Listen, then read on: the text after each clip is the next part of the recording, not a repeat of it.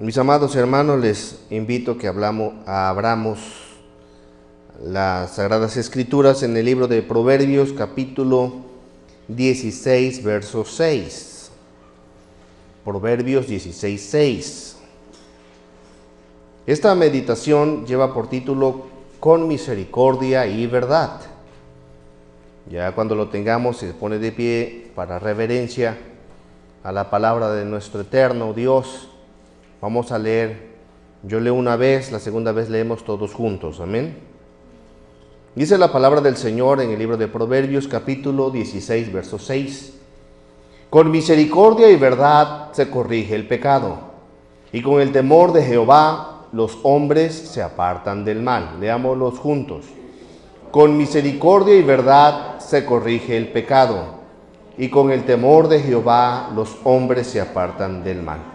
Señor, muchas gracias por este día que nos has dado, por el privilegio de estar aquí en tu santuario, donde tu nombre se invoca, este lugar, este pedacito del planeta Tierra, de la galaxia, del universo. Y aún así, Señor, siendo prácticamente nada en el universo, aún así, Señor, tú has decidido estar aquí en medio de nosotros. ¿Por qué? Ya que tú eres un Dios fiel, tú lo prometiste diciendo, donde estén dos o tres congregados en mi nombre, yo estoy en medio de ellos. Señor, gracias por permitirme ser el portador de tu palabra. Tú conoces mi vida y mi corazón, tú conoces el corazón y los sentimientos y las necesidades de tu pueblo, a lo cual yo te pido, Señor, que tú utilices mi vida para que tu pueblo sea edificado, para que tu pueblo venga a ser ministrado de acuerdo a su necesidad, de acuerdo a lo que haga falta, Dios mío. Te pido que tú nos ayudes, Señor, porque esto que venimos a hacer es escuchar al Dios vivo, al único Dios, porque no hay otro, al único Dios creador de los cielos y la tierra. Lo demás no son nada. Tú sí eres el único y verdadero Dios. Por lo tanto, mi vida te la pongo en tus manos y háblanos de acuerdo a tu palabra, Señor. Quita cualquier impedimento, quita, Señor, cualquier distracción, te lo pido. Y, Señor, quita cualquier filosofía o palabra humana que quiera salir de mi boca, que no traiga gloria y a tu santo nombre. En el nombre de Jesús, amén y amén. Puede sentarse. Con misericordia y verdad, así se llama el título de esta meditación. Estaba yo buscando en un diccionario que se llama Wiki Español, y la verdad me pareció muy impresionante la forma que estos diccionarios definen. Tienen profundidad, o sea, son gente que se dedica al estudio y lo quiero compartir. O sea, voy a leer bastante porque la verdad venimos para aprender. La palabra de Dios es para enseñarnos y la ciencia del bien es también para que nosotros aprendamos el significado de las cosas. Preste mucha atención. Misericordia. Dice, misericordia es la disposición a compadecerse de los trabajos y miserias ajenas. Es una disposición a tener compasión, ya sea de un trabajo o una miseria que no es tuyo, es de alguien más. Se manifiesta en amabilidad, asistencia al necesitado, especialmente de perdón y reconciliación. Eso es tener misericordia, ser amable, asistir al necesitado, y especialmente si éste necesita algún perdón o hacer las paces de reconciliación. Fíjese, es más que un sentido de simpatía, es más de que me cae bien, es mucho más que eso, es una práctica. En el cristianismo es uno de los principales atributos divinos. De hecho, Dios es misericordioso. Dios siempre muestra una buena voluntad. Él se compadece de los trabajos y las miserias que a ti, que a los seres humanos nos rodean. ¿Sí o no? Muy bien. Ahora también fíjese esto. No hay que confundir la misericordia con la lástima. Una cosa es tener misericordia, otra cosa es tener lástima. Porque la lástima nada más es así, es como superficial. Por ejemplo, se tiene lástima a un preso que van a ejecutar, ¿verdad? Pero al preso se le va a ejecutar por un previo juicio en el cual ya se ha demostrado su culpabilidad, se ha demostrado que era una persona perversa, se ha demostrado que era una persona mala, y sin embargo los juicios llegaron a que esa persona tiene que ser ejecutado. ¿Se tiene lástima? Pues sí, pero está ahí. Se tiene lástima por esa persona. Se tiene lástima, por ejemplo, de situaciones se tiene lástima del necesitado. Sí, se tiene lástima, pero se tiene compasión cuando sale de uno y lo ayuda. Eso ya es compadecerse. La compasión va más a la práctica. Fíjese bien, ahí mismo en ese diccionario encontré esto: obras, según ahí, de misericordia espirituales. O sea, ¿cuáles son las obras de la misericordia en cuanto a lo espiritual? Dice, número 1, enseñar al que no sabe. Cuando uno sabe, hay que enseñar. Eso es tener misericordia, porque se le muestra. Es ser un maestro. 2, dar buen consejo a quien te lo pide. Aconsejar. ¿Qué es lo que nos hace Dios? Dios nos enseña por medio de su palabra. Dios nos aconseja por medio de su palabra. 3, corregir al que se equivoca. Eso es ser misericordioso, corregirlo. 4, perdonar las injurias, las ofensas, perdonarlo, pasar por alto el agravio. 5, consolar al triste. Es tener misericordia, consolarlo. 6, tolerar los defectos del prójimo. Hay que ser tolerantes. Que tenga un defecto, hay que soportarlo, hay que tolerar. Eso es ser misericordioso. La persona no puede ser como tú quieres. Él es su propio individuo, por lo tanto tenemos que aceptar como él es y ser compasivo. Eso es misericordia, tolerarlo. Los defectos.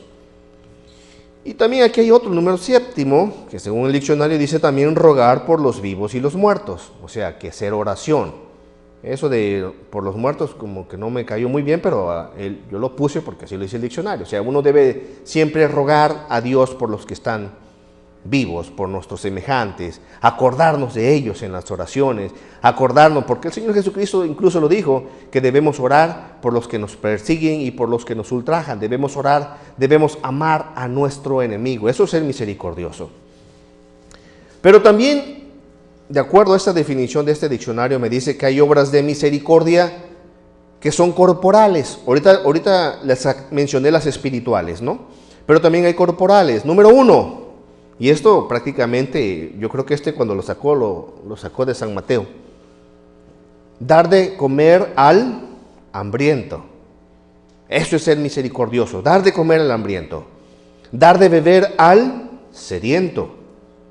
Número 3, vestir al desnudo. Visitar al enfermo. Eso es ser misericordioso.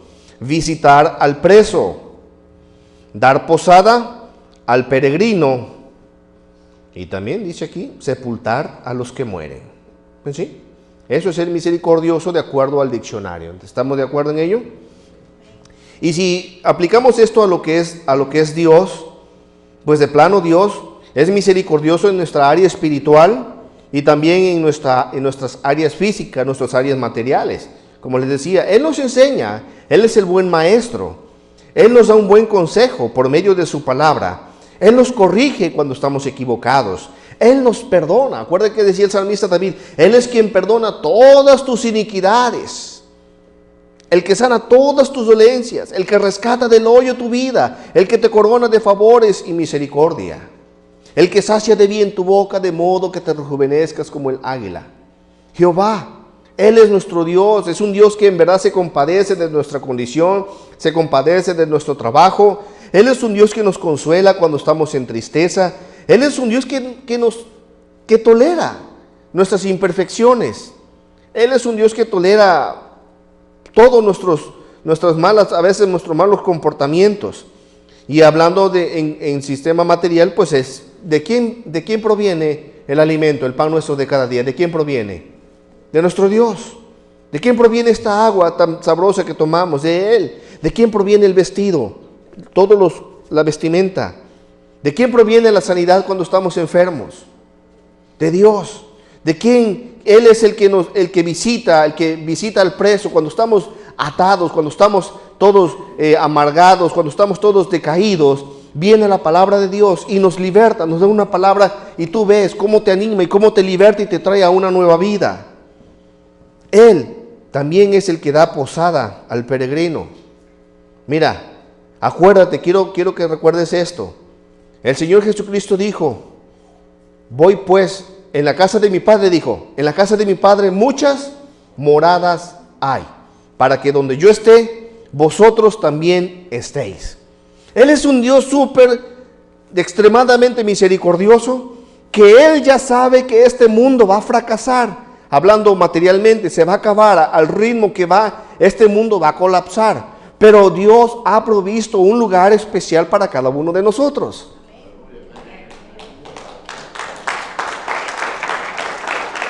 Él es misericordioso. Nos va a dar una posada, nos va a dar un cuerpo nuevo. Este cuerpo defectuoso, como decíamos la vez pasada, va a ser renovado. Esos defectos congénitos por tanta contaminación, por quizás las personas que se metían, concebían a los hijos drogados y todo, nacimos ahí, todas las personas nacemos ya defectuosos. Dios va a reparar cada uno de esos detalles. Nos va a dar algo nuevo. Ahora fíjese, el texto que estábamos leyendo nos dice que con misericordia y verdad se corrige el pecado. Ahora vamos a aprender qué significa la verdad de acuerdo a este diccionario. El significado de la palabra verdad abarca desde la honestidad y la buena fe. Hay que ser, la verdad es algo que es honesto, es algo que es cabal, algo que es completo, algo que es inamovible, algo que es sólido, algo que es real, algo que es total. En la verdad no le falta nada. Y también la buena fe. También me dice el diccionario que es un dicho o juicio o proposición que no se puede negar de modo racional. Es algo que ya está establecido, un dicho que no hay cambio. Es algo, por ejemplo, la combinación de todos los colores, ¿qué color da? El blanco. Y la ausencia de color, ¿qué color es? Negro. La verdad es esta, algo que no se va a negar. El que es hombre, el que nació como hombre es hombre, el que nació como mujer es mujer, de plano. No hay término medio ante los ojos de Dios, no vamos a negar eso porque es algo que no se puede negar. Me dice también otra definición que es el hecho de existir algo realmente, la realidad, propiedad de mantenerse siempre igual a sí mismo, que la verdad nunca cambia. Es una propiedad que tiene la verdad que es absoluta, no es verdad relativa. Porque el Satanás ha mezclado la verdad y la ha vuelto relativa. De tal manera que lo que para ti sea verdad, para él no es verdad y para ella probablemente sea verdad. No, hay una sola verdad. Y esta verdad se personificó por medio de nuestro Señor Jesucristo. Él dijo, yo soy el camino, yo soy la verdad y la vida. Y nadie viene al Padre si no es por mí. Fuera de ahí, nadie va al cielo sino a través por medio de nuestro Señor Jesucristo. Él es la verdad.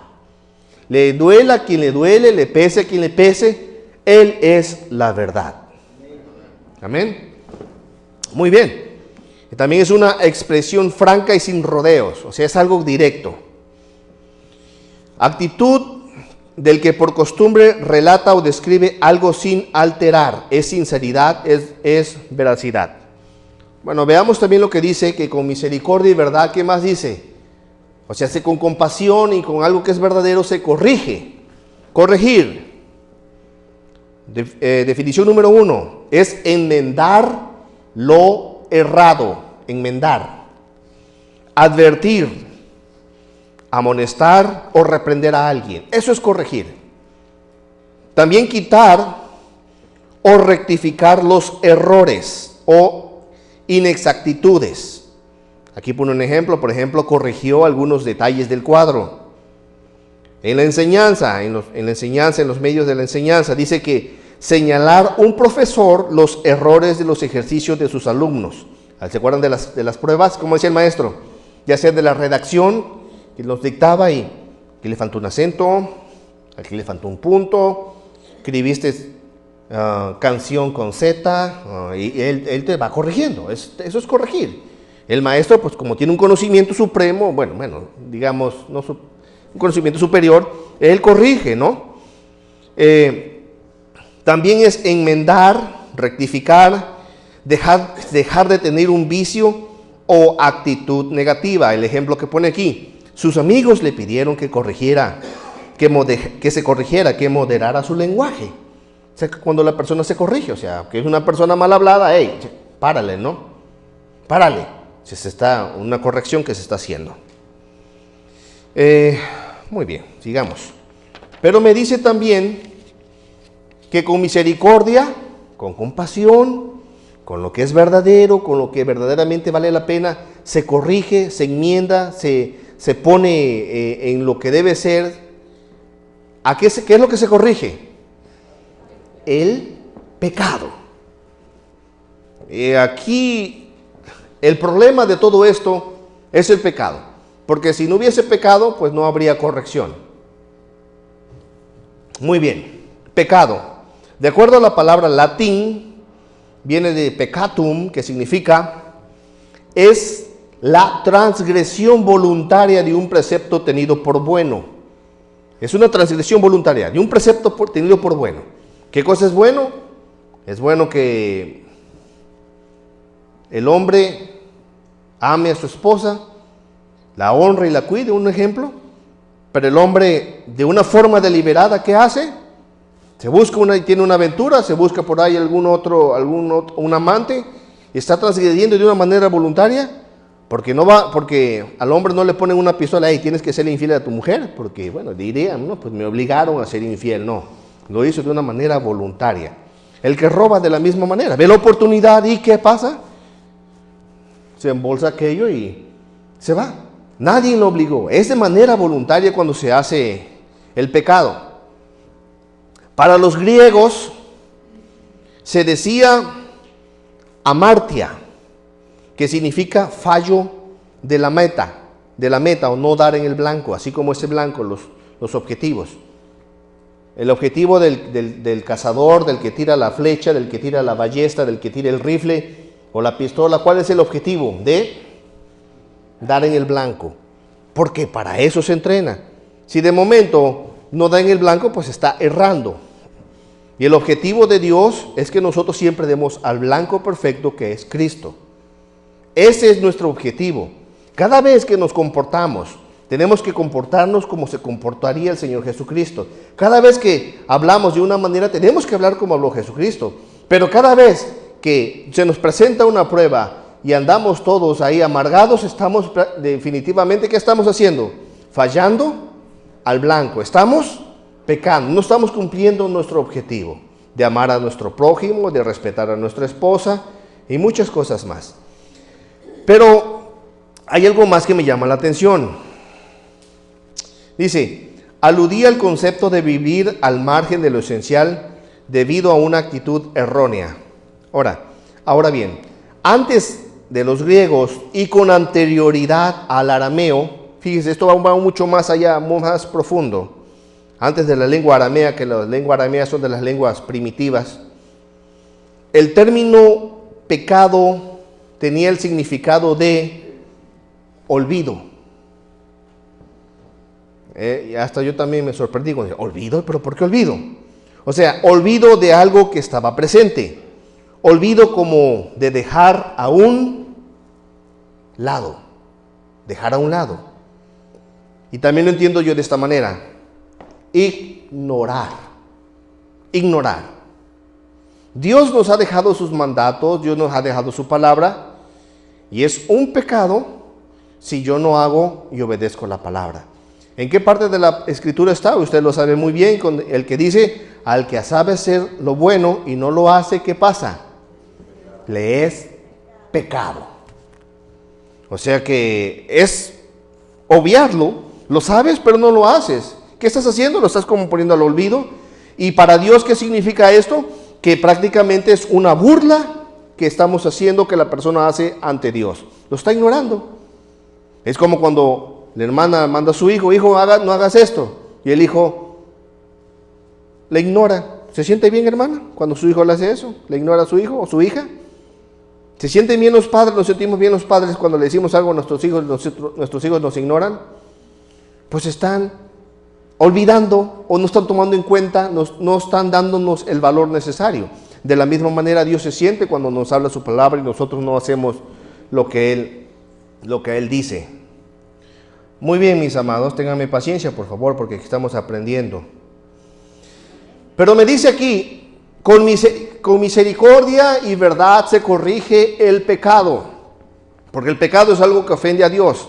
El pecado tiene una consecuencia eterna. Y usted lo sabe muy bien en Romanos 3:23, que es lo que nos dice, que por cuanto todos han pecado, ¿qué ha pasado con el pecado? Con los que han pecado, que han quedado, ¿qué cosa? Destituidos, han quedado fuera, han quedado perdidos de la gloria de Dios. En Romanos 3:23 nos dice. Ese es lo malo del pecado, que el pecado nos separa, nos trae una separación con el Señor. Por eso hay que corregirlo de acuerdo a la palabra del Señor, con misericordia y con verdad se corrige el pecado, porque también el pecado tiene una consecuencia eterna que significa, en Romanos 6:23, que dice, la paga del pecado, ¿qué cosa es? Muerte. Es muerte. ¿Y muerte qué significa? Es separación. Cuando se muere una persona común y corriente aquí de nosotros, de los que vivimos, de los mortales, duele que ves ahí el cuerpo, pero ya no está. Ya está separado. Pero ese no es el problema. El problema es, para Dios la muerte física no es ningún problema. El problema es la muerte espiritual.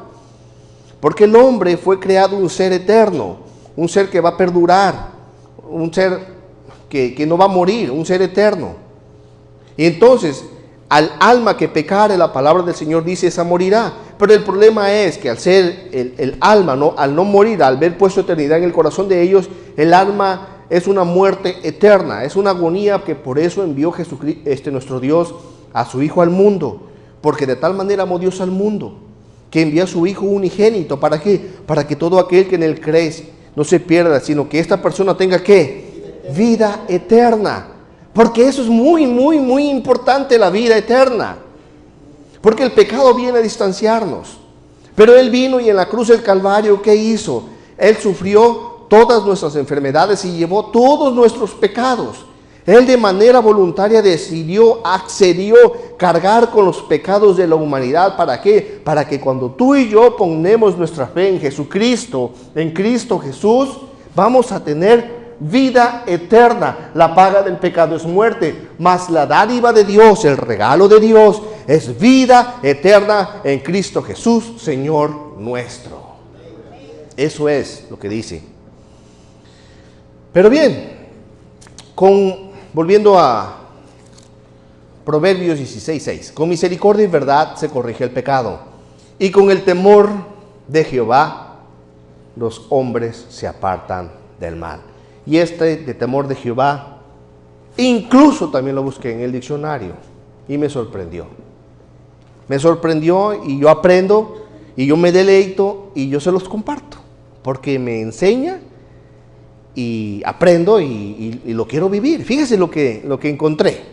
Dice, en el judaísmo y cristianismo, el temor de Dios es uno de los dones del Espíritu Santo. El temor, el cual inspirar, haga así, mira. O sea, es vida. ¿El aire qué cosa es? Cuando usted está inspirando, ¿qué está haciendo? Está oxigenando sus células. Y cuando usted está expirando, ¿qué está haciendo? Sacando dióxido de carbono. Oxígeno, vida. Dióxido de carbono. Usted inspirando. Por eso cuando la persona expira, ya, ahí quedó, ya no vuelve a inspirarse. Ahora, me dice aquí que el temor de Dios es uno de los dones del Espíritu Santo, el cual inspira una reverencia de Dios y temor, pero de ofenderlo. Ese es el temor de Dios, un temor de que no se vaya a ofender, de que no lo vayamos a ofender. Y dice, y aparta del mal al creyente, lo aparta, moviéndolo al bien. Es el don que nos salva del orgullo, sabiendo que lo debemos todo a la misericordia divina. El temor de Dios nos salva del orgullo y nos hace ver que todo lo que tenemos lo debemos ¿a quién? A su misericordia. Ese es el temor, nos pone ese el corazón, nos mueve del mal y nos pone hacia el lado del bien. Por el temor de Dios, me dice aquí, se llega al sublime don de la sabiduría. Cuando tú temes a Dios, llegas al sublime don de la sabiduría. Cuando tú y yo respetamos a Dios. ¿Por qué? En Proverbios 1:7 me dice, el principio de la sabiduría es el temor de Jehová. Cuando la persona empieza a temer a Dios, a respetarlo, a tener ese miedito o temor de ofenderlo, empieza a ser sabio. Empieza entonces, ve su condición, vemos la grandeza de Dios y entonces vamos a su palabra con temor y reverencia. ¿Por qué? Porque queremos aprender de nuestro Dios y nos hace Dios una persona sabia. Nos quita lo necio, lo dundo, lo tonto. Porque una persona que no tiene entendimiento es una persona que se comporta de una manera errática, de una manera decepcionante, y eso es ante Dios no es agradable. Voy a seguir leyendo. Me dice, el temor de Dios, que dice, es saludable. Es salud. Es muy saludable el temor de Dios. Consiste en un sentimiento de profunda reverencia hacia el Creador. Es un temor sano de desagradarle por el aprecio que se tiene a su amor leal y bondad. A mí me encanta. Es un temor sano de desagradarle. ¿Por qué? Porque hay que apreciar su amor. Hay que apreciar su bondad. Hay que apreciar su misericordia. Hay que apreciar todo lo que Él nos ha dado. Porque yo estoy vivo. ¿Por qué? Por Él. Porque tú estás vivo. ¿Por qué? Por su misericordia, por su amor. Porque Él te ha guardado. ¿Por qué te ha guardado? Por tu buena suerte, por tu buen comportamiento. Te ha guardado por su misericordia. Entonces, cuando nos damos cuenta de esto y le tememos, vamos a querer siempre agradarle y no ofenderlo. Como yo les he dicho una y otra vez, cuando estamos aquí escuchando la palabra del Señor, es bonito que todos prestemos atención. ¿Por qué? Porque es palabra de Dios que se habla por seres humanos comunes y corrientes, pero es la palabra de Dios que quiere hablarte y de una u otra manera te quiere infundir, inspirar la vida que solamente viene a través de Jesucristo. La palabra de Dios de momento va a venir y te va a consolar, te va a venir y te va a fortalecer, te va a venir y te va a dar palabras de ánimo. Si estás enfermo, Dios en su palabra hasta te puede dar un milagro, te puede sanar. Él contesta todas las oraciones. Él es un Dios súper extremadamente misericordioso. Él tiene una buena voluntad, una buena disposición para con sus criaturas. Por eso, es hermoso el temor del Señor. Y fíjese, es un temor sano de desagradarle por el aprecio que se tiene a su amor y lealtad y bondad. Y debido también al reconocimiento de que es el juez supremo y todopoderoso. Porque eso es Dios también, ¿eh? Juez supremo. ¿Y qué más? Todopoderoso. Aquel que, ¿qué? Que puede castigar o destruir a los que le desobedecen. Ajá. Así como Él es un Dios misericordioso, amoroso, es un juez supremo. Y Él tiene el poder para castigar o destruir a los que lo desobedecen.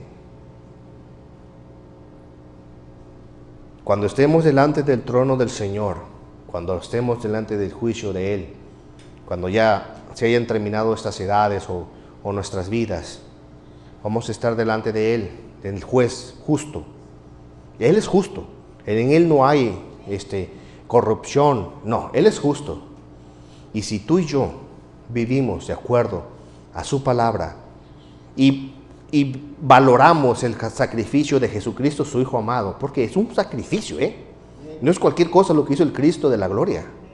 Él no tenía necesidad de venir, pero vino, murió por ti, murió por mí, nos las puso fácil. Solamente cree en el Señor Jesucristo y serás salvo tú y tu casa. Si tú y yo le dimos ese valor al Cristo lindo y precioso, nuestro bendito y precioso Salvador, y le damos ese amor, ese aprecio, ese respeto, esa reverencia, mira, y obedecemos y seguimos sus mandamientos y somos sus discípulos, cuando estemos delante del Padre, Él va a ser tu abogado. A ver, el juicio fulano de tal, vamos a traer al juicio a Freddy. ¿Así? Señor, Freddy tiene un largo historial de pecados. Así es, Padre. Pero mira, mi sangre borró todos sus pecados.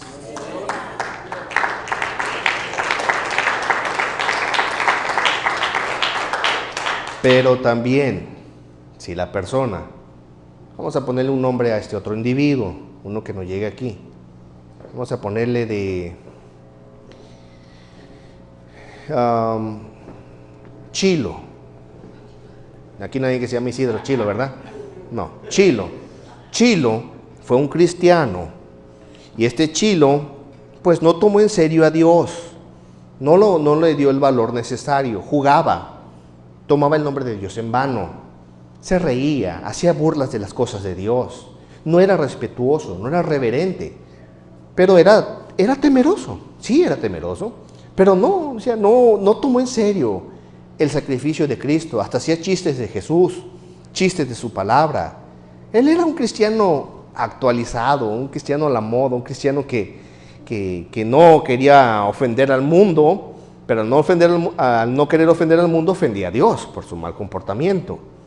Era un cristiano cool, un cristiano a la onda, ¿no? Chilo lo despreció. Chilo no era responsable.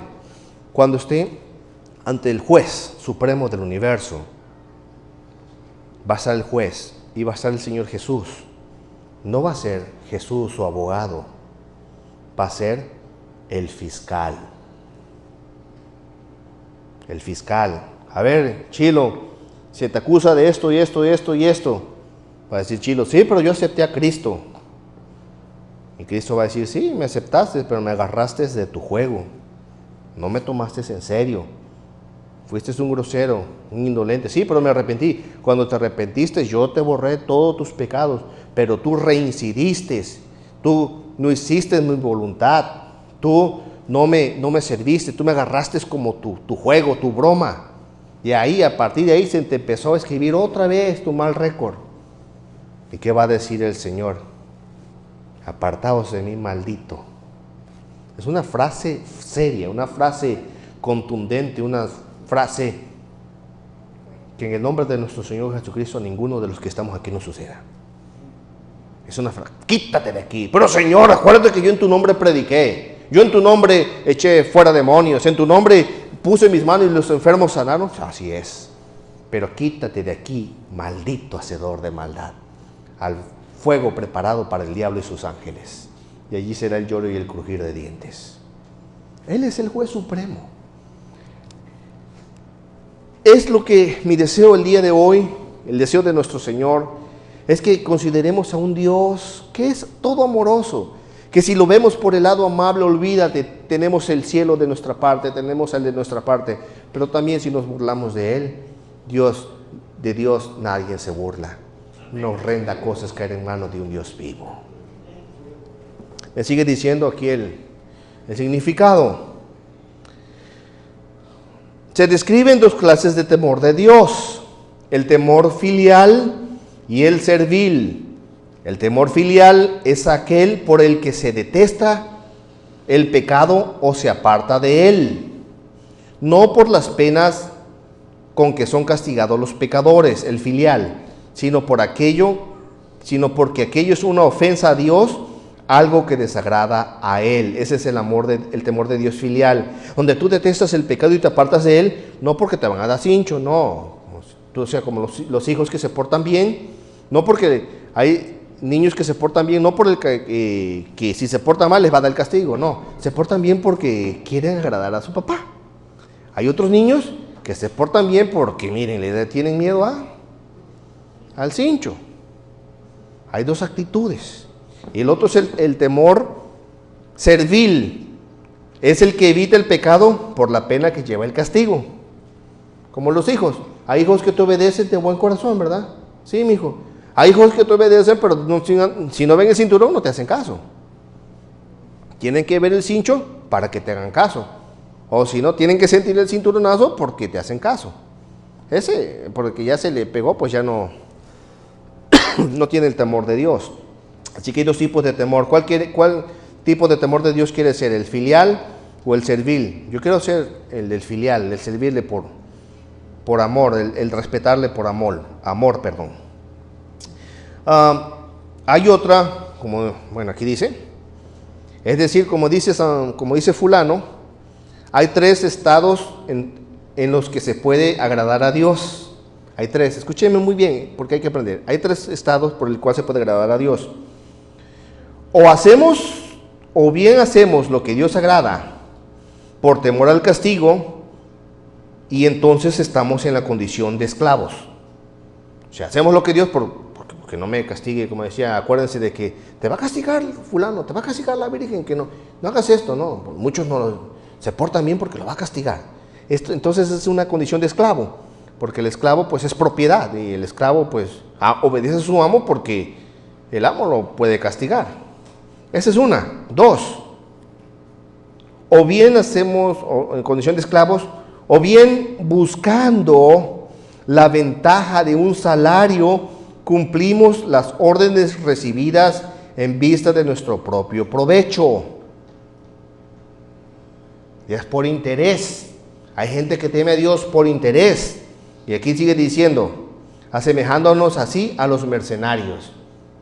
¡Ay, no, qué buen soldado es ese! Sí, qué buen soldado ni que nada, es que está recibiendo una buena paga, por eso está luchando por el país. Lucha por el país porque lo ama. No, es porque le están recibiendo un buen dinero. Pero sin embargo hay soldados que no les importa recibir un dinero. Ellos se enlistan a la guerra, ¿por qué? Por amor a la patria. Por amor a la patria. No son asalariados, son por amor a la patria. Hay gente que teme a Dios, que le sirve a Dios, pero por esto, mire, por el dinero, por las ganancias que significa, agarran la piedad como fuente de ganancia. Ven que llenan auditorios y grandes cosas. No tienen temor de Dios. Están predicando un montón de psicología humana, de autoayuda, de superación. ¿Por qué? Porque no se interesan en las almas, se interesan en que las almas le vengan a dejar acá su lana. Temen a Dios, pero porque no le aman como debe ser. Lo hacen por un salario, digamos así. Y finalmente, hay la tercera condición: hacemos el bien por el bien mismo y estamos así en la condición de Dios. O sea que nosotros tenemos que temer a Dios por amor, no por conveniencia. Eso ha sido a veces mi oración: Señor, yo quiero servirte, yo quiero amarte, Yo quiero adorarte, pero no quiero adorarte a ti por temor al infierno, por conveniencia, porque me conviene. No, está bien la conveniencia en cierto sentido, sí, porque nos conviene temer a Dios, sí está bien. Pero hay que amarle, hay que obedecerle, hay que adorarle por amor. Porque eso es lo bonito que Dios quiere. Adoradores que le adoren ¿en qué?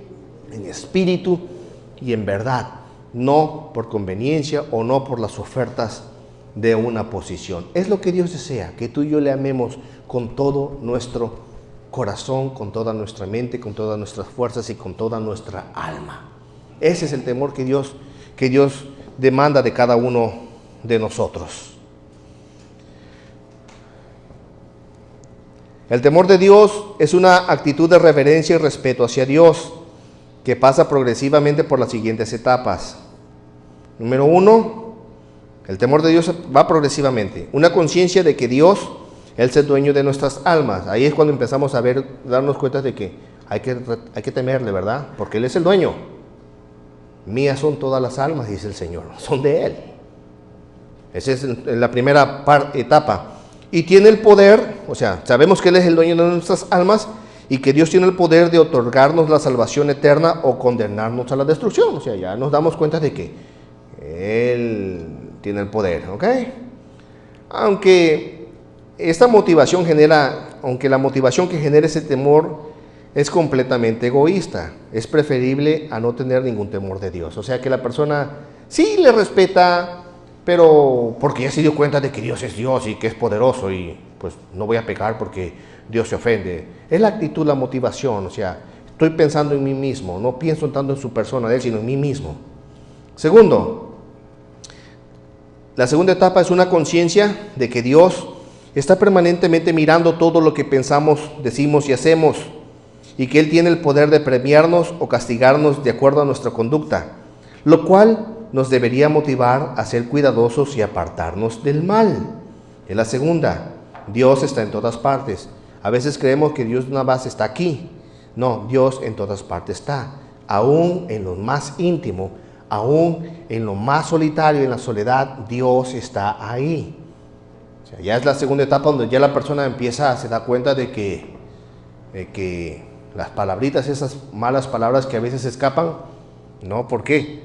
Porque Dios está aquí. Ya es una parte, ya va mejorando el temor a Dios y ya le está respetando más. No, que nadie me ve, pero mis ojos los debo de cuidar. Ya no es necesario que use los lentes oscuros, porque a veces con lentes oscuros no se ve hasta dónde está mirando. Le va pasando la muchacha y con los lentes oscuros pues puede darse un buen taco de ojo, pero ya no es necesario eso, y la persona ya ve donde tiene que ver. ¿Por qué? Porque sabe, está consciente de que Dios está ahí en ese momento. Es un temor progresivo. La otra etapa del temor es un deseo consciente y permanente de agradar a Dios en todo lo que hacemos y no ofender su santidad. Ese es un temor ya consciente, ya permanente, de que en todo y por todo tenemos que agradar a Dios. Y el último, el cuarto, un reconocimiento humilde de que Él es Dios y nosotros sus criaturas, de plano. Y por lo tanto es digno de ser temido y reverenciado. Así es Dios. Digno, Él es digno. Entonces, ahora sí vamos a comenzar la predicación. Esta es la introducción. Mis amados hermanos, el problema de este texto que estábamos leyendo, con misericordia y verdad se corrige el pecado. ¿Por qué el pecado? Porque el pecado es el gran problema que existe entre el ser humano y Dios. Amén. El pecado lleva a distanciarnos de Dios, le provoca dolor, le provoca decepción, le provoca disgusto, le provoca enojo. En Isaías capítulo 59, verso 1 y 2, vamos a leerlo rápidamente para que veamos lo que nos dice. Isaías 51. Verso 1 y verso 2 lo tenemos. Vea lo que nos dice.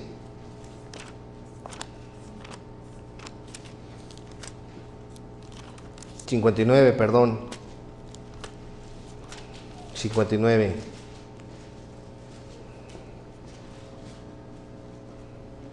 Dice aquí la palabra: he aquí que no se ha cortado la mano de Jehová para salvar, ni su oído se ha agravado para no oír. Escúchelo muy bien. Dios, su mano, Él quiere salvar, Él quiere ayudarnos, y su oído, Él quiere escucharnos. Pero aquí nos dice el verso número 2: pero vuestras iniquidades, ¿qué han hecho? Vuestras iniquidades han hecho división entre vosotros y vuestro Dios. Vuestras iniquidades, aquellos pensamientos malos, aquellos pensamientos inmundos, aquello perverso que no se ve, porque cara vemos y corazones no sabemos. Pero dice, nuestros pensamientos, nuestras iniquidades han hecho división entre vosotros y vuestro Dios. Pero también me dice lo siguiente: pero vuestros pecados, ¿qué ha pasado con los pecados de los humanos? Dice que han hecho ocultar de vosotros su rostro para no oír. Dios es un Dios bueno.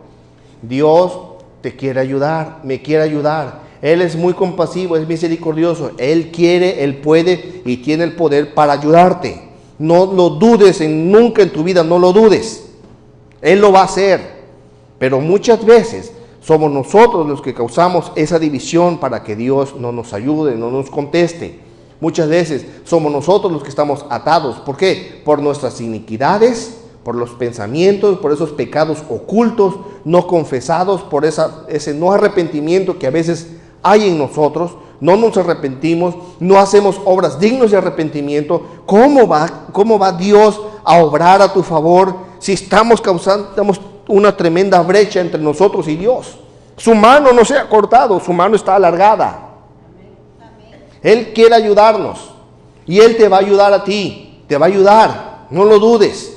Cuando tú y yo nos pongamos de su lado, cuando tú y yo verdaderamente entendamos que Él es Dios y que no tenemos que ofenderlo, que Él es un gran Dios majestuoso, y le pidamos perdón: Señor, ayúdame, perdóname, mira, yo te he ofendido, yo he hecho lo malo, yo he pecado delante de ti, te he ofendido, Señor, he ofendido a mi prójimo. Cuando tienes tu Espíritu Santo te ayuda a eso, entonces tú te estás acercando a Dios, porque así lo dice la palabra: acercaos a mí, dice el Señor, acercaos a mí y yo me acercaré a vosotros. Son nuestras iniquidades las que han hecho esa división, esos pensamientos, o sea, lo sucio, lo malo, lo perverso, esas obras inmundas de la carne. Eso es lo que causa división. Y vuestros pecados, ¿qué han hecho? Ocultar, porque no a Dios le desagrada todo aquello. Por lo tanto, yo te digo, Dios es un Dios misericordioso, un Dios que tiene misericordia, un Dios verdadero. Y tú y yo tenemos que practicar la misericordia, que ver su misericordia, que ver su verdad. Jesucristo es la verdad. Por medio de la verdad vino Él a salvarnos. Es la verdad que nos corrige. Y cuando tú y yo lo hagamos, entonces Él va a tener misericordia y va a tener compasión, va a traer restauración a tu vida. Él te va a ayudar, te va a dar libertad, esa libertad que tanto anhelas. Porque no es... El deseo de Dios es que tú seas libre, que no estés atado a tu amargura, que no estés atado a tu pasado. Ya deja el pasado ya quedó atrás. Es el problema, que muchas veces nosotros nos torturamos con el pasado. Tú le pides perdón a Dios, Él te perdona. No dudes de Él te perdona. Tú le pides su ayuda a Dios, confía en Él te va a ayudar. Él te va a ayudar. Acuérdate, cuando el Señor, si confesamos nuestros pecados, el Señor es fiel y justo para perdonar de nuestros pecados y limpiarnos de toda maldad. Si los confesamos. También dice, el que confiesa sus pecados y se aparta, prosperará. O sea, va a prosperar. Dios te va a restaurar. Nuestras iniquidades han hecho división y nuestros pecados han hecho ocultar de vosotros sus rostros para no oír. Vamos a seguir y ya vamos a concluir. ¿Está bien?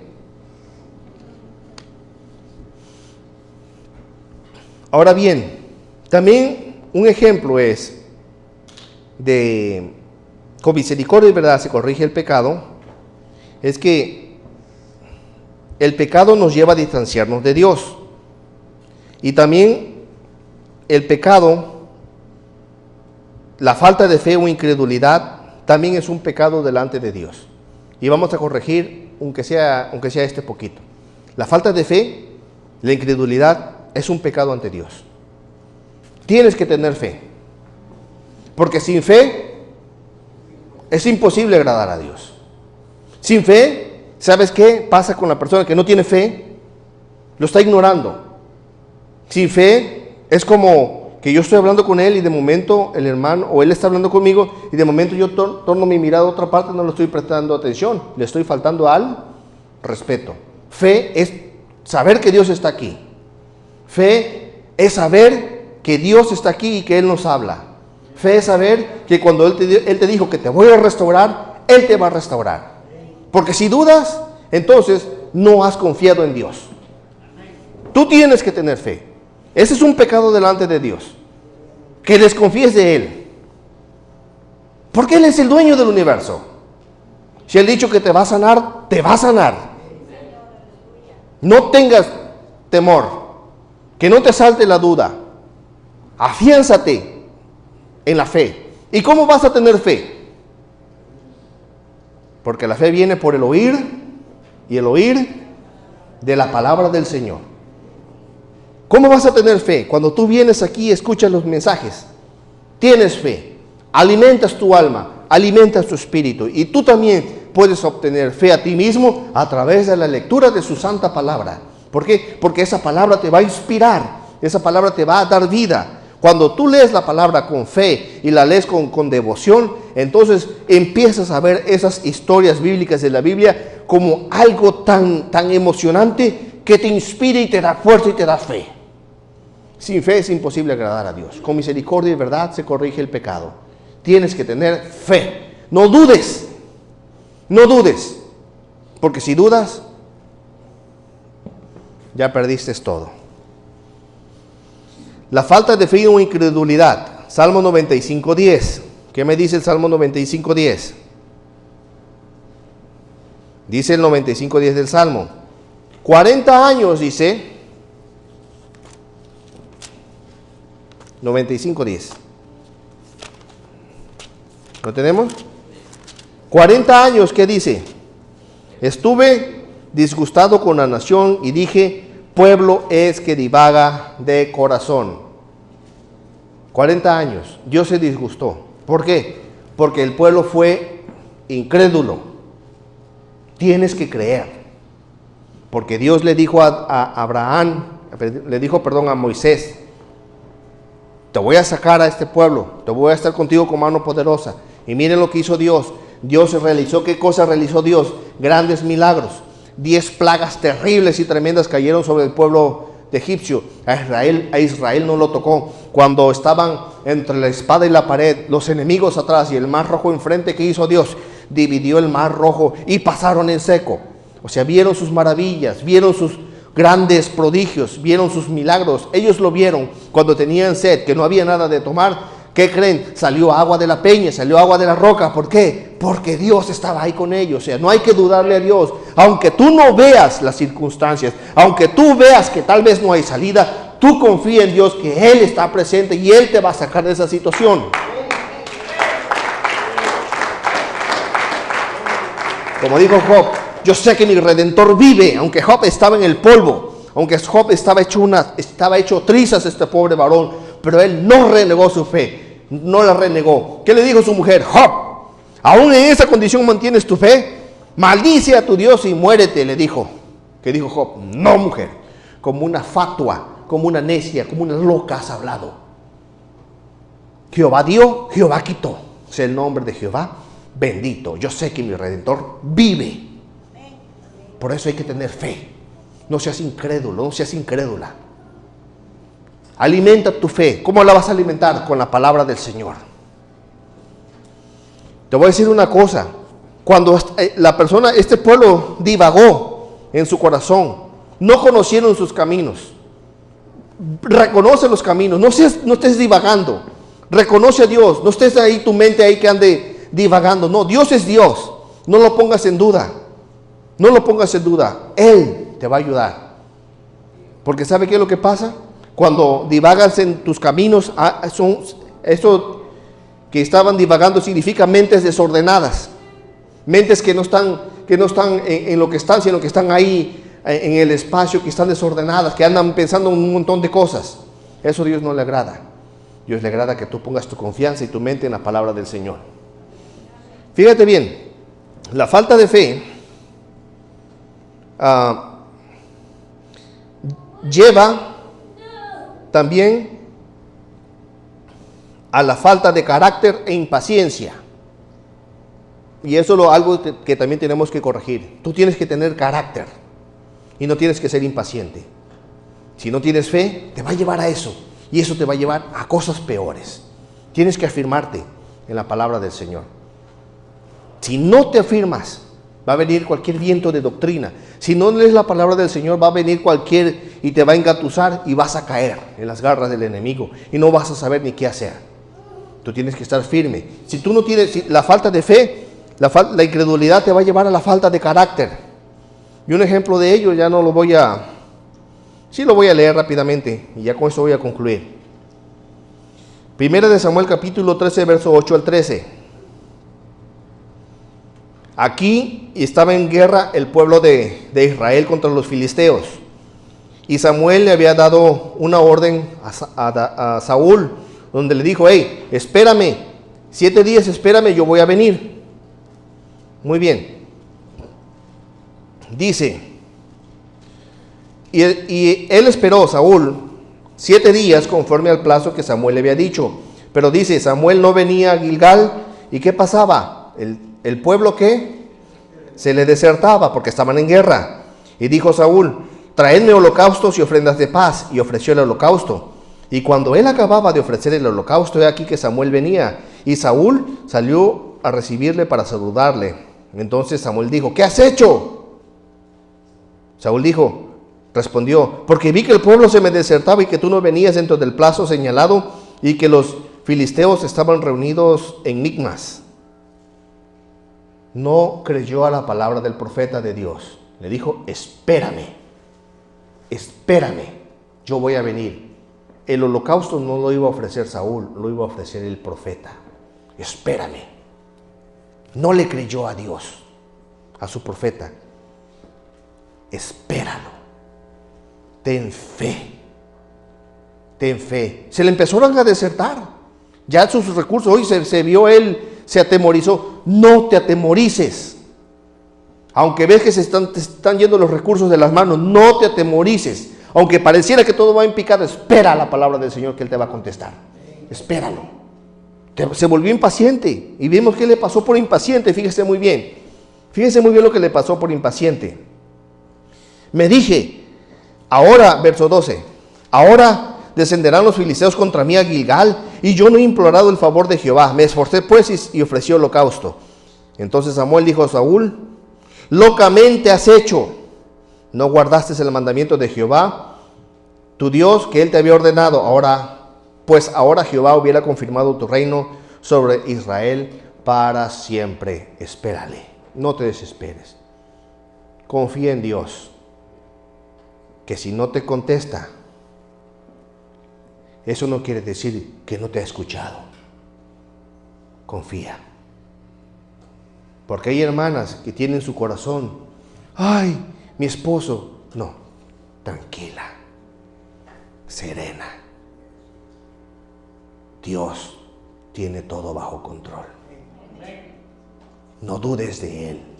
Si no, te va a pasar la de Saúl. Y vemos que Saúl fue desechado porque fue de mal en peor. Yo creo que aquí le vamos a parar, mis amados, porque el tiempo se nos acabó. Pero en otra ocasión vamos a seguir con este tema, porque la verdad, el texto que agarré de base dice: con misericordia y con verdad se corrige el pecado.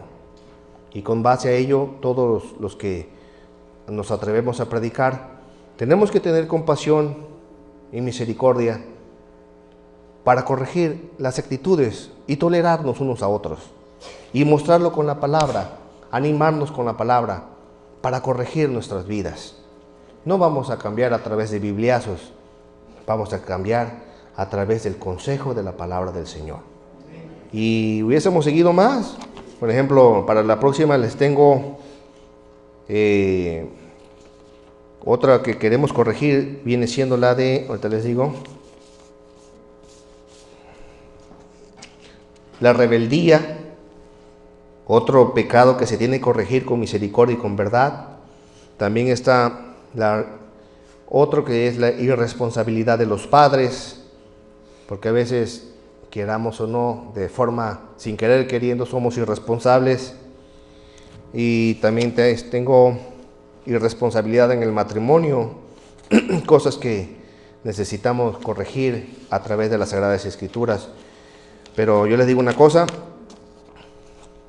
si meditamos en el Señor, Él nos va a enseñar a nosotros de manera personal, porque Dios quiere y está dispuesto a ser maestro personal de cada uno de nosotros, si nosotros se lo permitimos.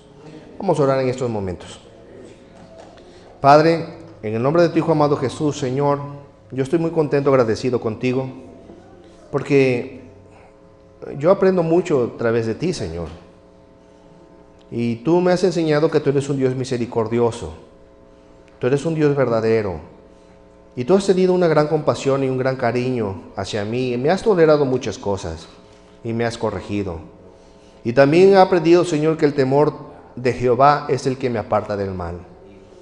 He visto hoy, Señor, a través de tu palabra, tu meditación, que yo necesito de tu Espíritu Santo para temer a ese Dios vivo. Pero un temor de amor es lo que yo pido. Temer a mi Dios con el temor de amor, con el temor, no temor de conveniencia, no el temor de posición, no el temor de beneficio, no quiero eso. Quiero amar y respetar a mi Dios con todas las fuerzas de mi corazón, tal como Él se lo merece. Señor, yo he hablado tu palabra, yo espero que tu pueblo la valore y que la vivamos y que veamos, Dios mío, que tú eres un Dios bueno. Yo te agradezco tu consejo que tú me has dado, lo acepto, lo recibo y gracias por tu misericordia y por tu amor. Gracias por la vida de cada uno de ellos, gracias por la vida de ellos, Dios mío, bendícelos, ayúdalos, que tu Espíritu Santo trabaje en sus corazones, que les dé sabiduría y entendimiento a mis hermanas que tienen problemas en sus matrimonios, a mis hermanos que tienen problemas con sus esposas, que tú le des entendimiento, Señor, a cada uno de nosotros en nuestra relación contigo para poder corregirnos y para poder, Señor, enmendarnos de acuerdo a tu palabra, Señor. Es todo lo que te pido, te suplico, que tú ayudes a infundir ese temor en nuestras vidas, en nuestros corazones. Y en el nombre de Jesús también quiero en esta hora, Señor, pedir que tú suplas las necesidades de tu pueblo, ya que tu pueblo está necesitado. Y yo lo haré, Señor, yo pediré, porque tú dices, todo aquel que pide recibe, el que busca y el que toca se le abrirá. Así como tú eres misericordioso, que te preocupas por nuestra condición espiritual, yo sé que también te preocupas por nuestras necesidades físicas y materiales. En tu pueblo hay enfermos, hay adoloridos, hay quebrantados, hay atribulados. En tu pueblo hay gente que está viviendo situaciones desesperantes, tal vez, situaciones difíciles. Yo te doy gracias, Señor, porque tú estás de nuestro lado. Y espero que estas palabras sirvan de aliento para que vea tu pueblo que tú no los has dejado solo. Y en esta hora oro por ellos, oro por sus dolencias, oro en el nombre de Jesús que traiga sanidad, Señor, a sus mentes, a sus corazones, a los ligamentos, a esa sangre que está pues pesada por la mala alimentación que a veces nosotros de manera irresponsable consumimos. Señor, independientemente cuál sea el origen de esa deficiencia o de esa enfermedad o de ese malestar, de esa dolencia, yo sé que tú eres un Dios que puede tener misericordia. Por lo tanto te pido, Señor, que tú sanes a tu pueblo, que tú los restaures. Y también tu pueblo tiene necesidades en sus cosas, tal vez asuntos legales, tal vez están endeudados. Señor, dales paz, que no se sientan solos, porque no están solos. Te tienen a ti y también tienen a sus hermanos, que somos nosotros, Dios mío. También ayúdanos a nosotros a poder traer palabras de aliento, palabras de consuelo, palabras de ánimo a cada uno de nosotros, y que podamos nosotros tener misericordia con nuestro prójimo, así como tú lo has tenido con nosotros, porque tú has tenido misericordia, Señor, de nosotros. Así debemos ser, Señor, como tú, misericordiosos, amorosos, amándonos, soportándonos, corrigiéndonos en el amor, no corrigiéndonos a través de palabras hirientes, diciendo unas verdades hirientes. Esas palabras, en lugar de traer sanidad, lo que hacen es abrir más profunda la herida. Pero sin embargo, cuando tu verdad viene con amor, es como ese bálsamo precioso, es como ese desinfectante que viene, Dios mío, a curarnos de una manera suave, pero que viene a traer restauración. Es lo que te pido, Señor. Te lo pido en esto, en el nombre de tu Hijo amado Jesucristo, Señor, porque tú eres nuestro Dios, nuestro Rey y nuestro Salvador. Te damos gracias, Señor. Gracias, Padre. En el nombre de Jesús. Amén y amén. Mis amados hermanos, muchas gracias y Dios les bendiga.